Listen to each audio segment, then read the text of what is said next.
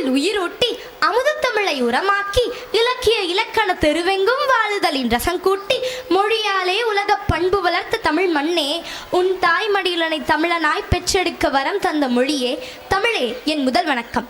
அவையோர் அனைவருக்கும் என் அடுத்த வணக்கம்.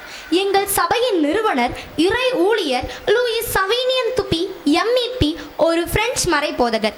இவர் 1806ஆம் ஆண்டு ஆகஸ்ட் 18ஆம் தேதி பிரான்சில் உள்ள சான்ஸ் நகரில் பிறந்தார்.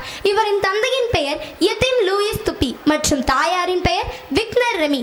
துப்பி என்பது இவரின் குடும்ப பெயராகும். இவர் தனது உயர்நிலை பள்ளி கல்வியை சான்ஸில் உள்ள செபாஸ்டியன் உயர்நிலை பள்ளியில் முடித்தார். தன்னை ஒரு பாதிரியாராக 1829ஆம் ஆண்டு நியமித்துக் கொண்டார். மேலும் 25 மே 1831ஆம் ஆண்டு MEP சபையில் சேர்ந்தார். இவர் ஒரு தீவிரமான மற்றும் ஆர்வமுள்ள பாதிரியார். வீர நம்பிக்கையும் சராஃபிக் தொண்டும் கொண்டவர்.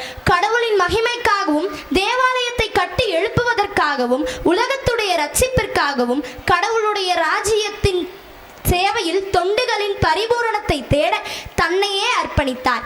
1831ஆம் ஆண்டு இந்தியாவை நோக்கி ஒரு மறை போதகராக தன் பயணத்தை தொடங்கினார்.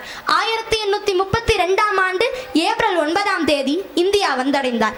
19ஆம் நூற்றாண்டுகளில் பெண்கள் கல்வி கற்கக்கூடாது என்ற தவறான கருத்து இந்தியர்களின் மனதில் வேரூன்றி இருந்தது. ஒரு படித்த பெண் தனக்கு படிக்க தெரியும் என்பதை வெளிப்படுத்த வெட்கப்படுகிறார். 1844ஆம் ஆண்டு நடைபெற்ற ஆயர் மாநாட்டில் பெண்களை இத்தகைய இழிவான நிலையிலிருந்து விடுவிக்க பெண்கள் சபை தேவை என்று முடிவெடுக்கப்பட்டதால் இந்த சபை பல கன்னியர் இல்லங்கள் மற்றும் பள்ளிகளுடன் பிறந்து வளரத் தொடங்கியது. இறை ஊழியர் லூயிஸ் சவீனியன் துப்பி அவர்கள் அக்டோபர் 16ஆம் தேதி 1844ஆம் ஆண்டு பிரான்சிஸ்கன் சகோதரிகளின் மாசற்ற இதயமேரி சபையை நிறுவினார். 1894ஆம் ஆண்டு ஜூன் 4ஆம் தேதி அவர் இறக்கும் வரையில் இச்சபையின் வளர்ச்சிக்காக அயராது உழைத்தார். நம் முன்னோர்களின் கஷ்டத்தினாலும் முயற்சியினாலும் நம் சகோதரிகள் இந்திய மற்றும் வெளிநாடுகளில் பரவி உள்ளார்கள். 180 ஆண்டுகளுக்கு பிறகு 1050 சகோதரிகள் பல நாடுகளில் பணிபுரிகிறார்கள்.